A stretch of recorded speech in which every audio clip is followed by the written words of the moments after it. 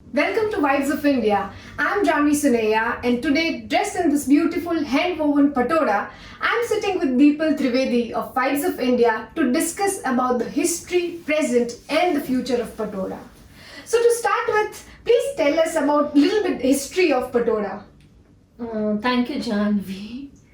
Patola happens to be one of my favorite sari category, and patolas are about 850 or maybe little more than that year old. So this is basically ikat, right? I think the Dutch earlier founded it first in Indonesia. But the difference between Indonesian ikat and our ikat, the patola ikat, right? There could be single ikat, there could be double ikat. But essentially, the pattern patolas are double ikat. So this was, the history goes that there were about 700 families from Jalna in Maharashtra whom the king of Patan then was the capital of Gujarat. It was a Solanki dynasty. So this Rajput king Kumarpal bought about 700 weavers belonging to a particular community called Salvi to Patan to settle them because they were facing some issues there back in Jalna, and there were some weavers from Karnataka also besides Maharashtra, and they stayed back and gradually they evolved the designs. Patola mainly is, or ikat if we say, and this style of patola is mainly manufactured in Indonesia, Japan, where it's called kasuri. It's a different type of it.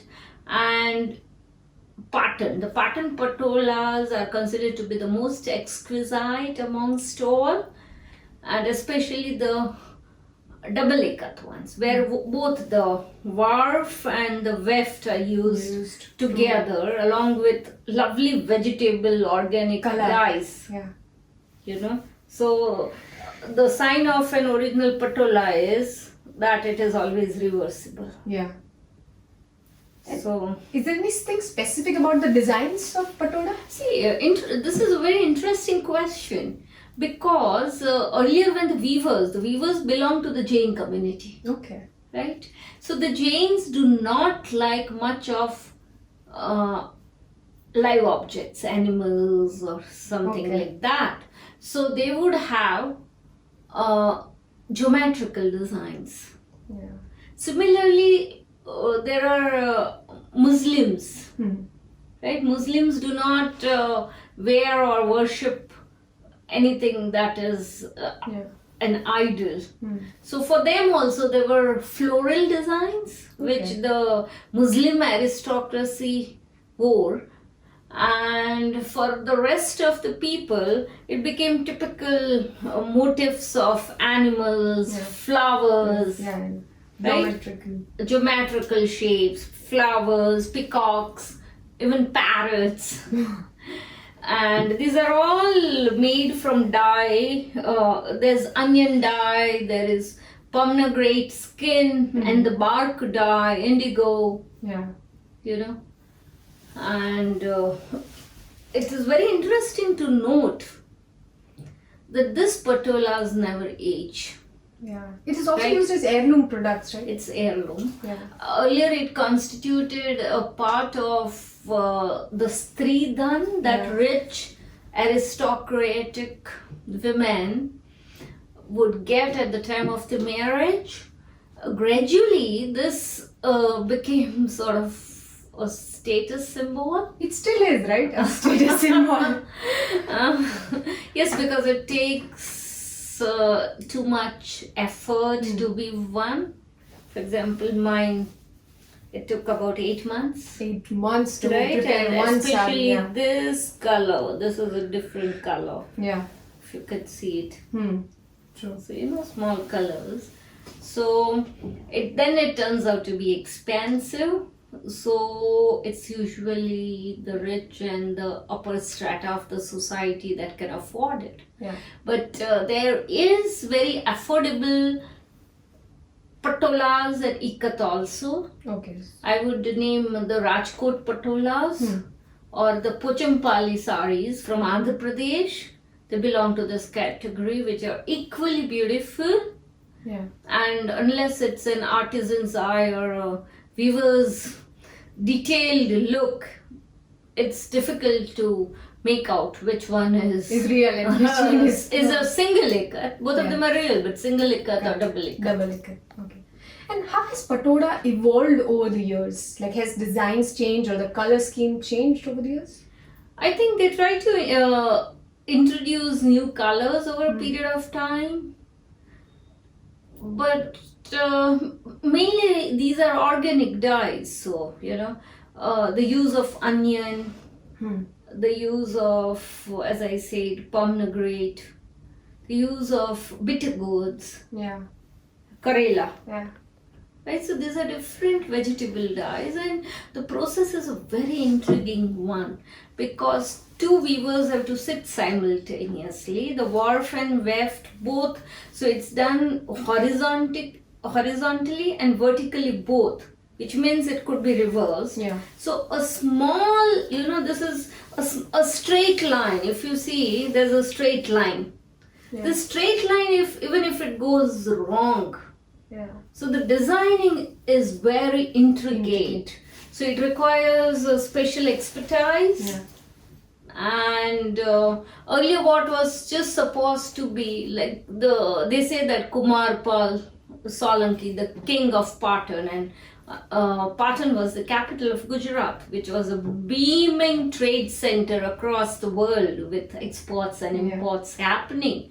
He used to wear patola as his royal robe. Okay. Right?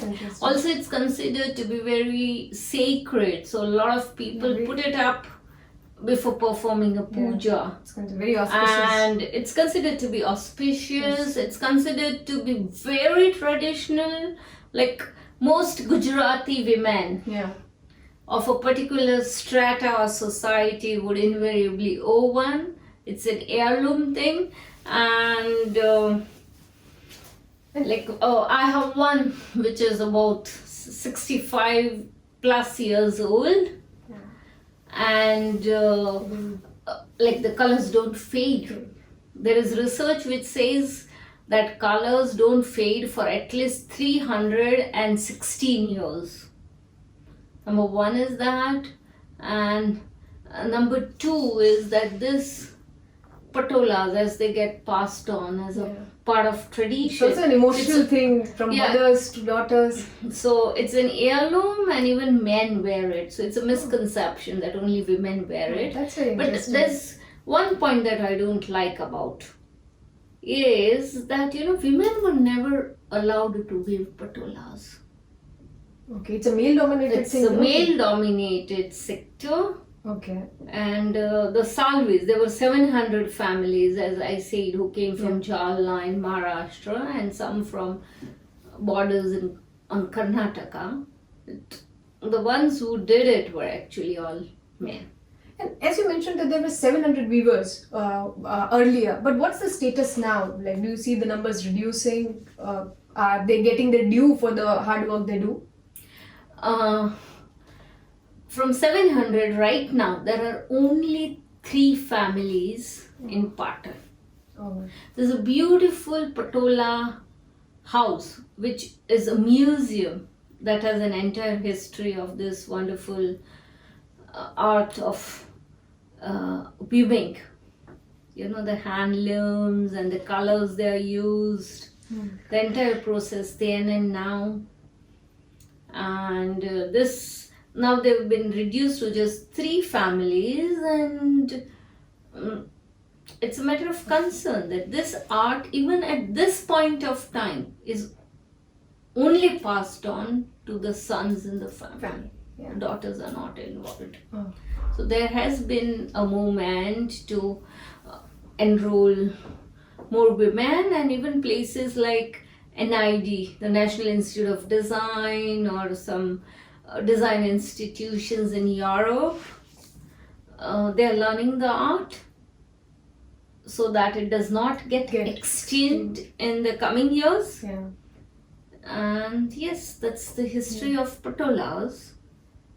And sorry, yeah. Yeah, and what about the younger generation? Do you think Patola needs to evolve to make it more attractive for the younger generation, or it should not change its form? I personally feel that it should not change and it should retain its authenticity, because that characterizes a genuine Patola. And the government, has started promoting this. And like when you buy patolas from this 3 particular existing weavers, you even get a GI certificate. Yeah. Right? It has been GI'd.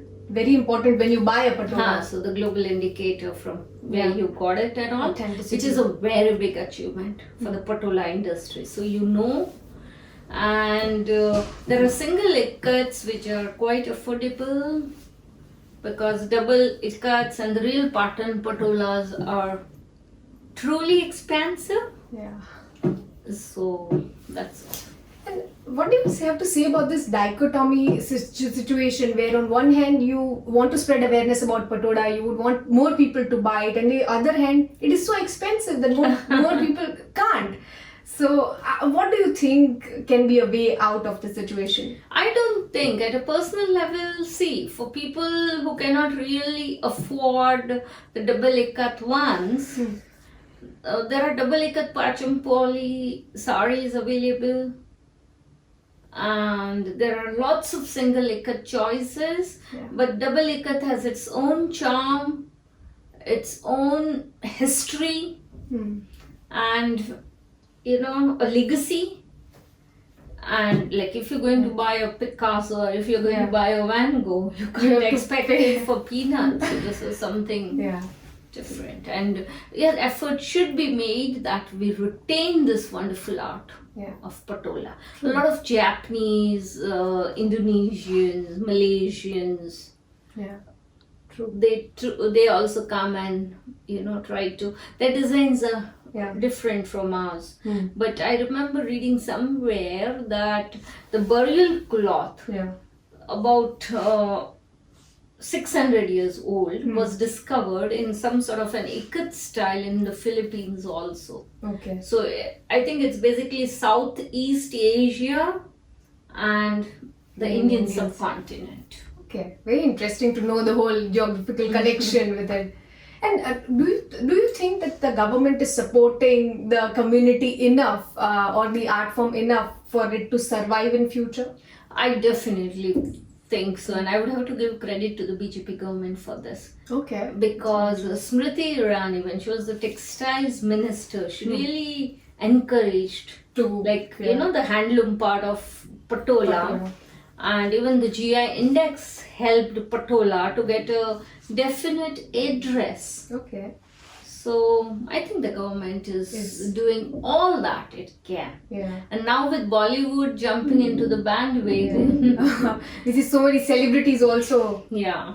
Walking the ramp with the patola. Yeah. So patola is pretty happening thing. Great. We hope to see weavers getting more due for the work they do, and more people buying and using it as an heirloom for the next generation. Thank you very much. Thank you so much. Janvi. Thank you.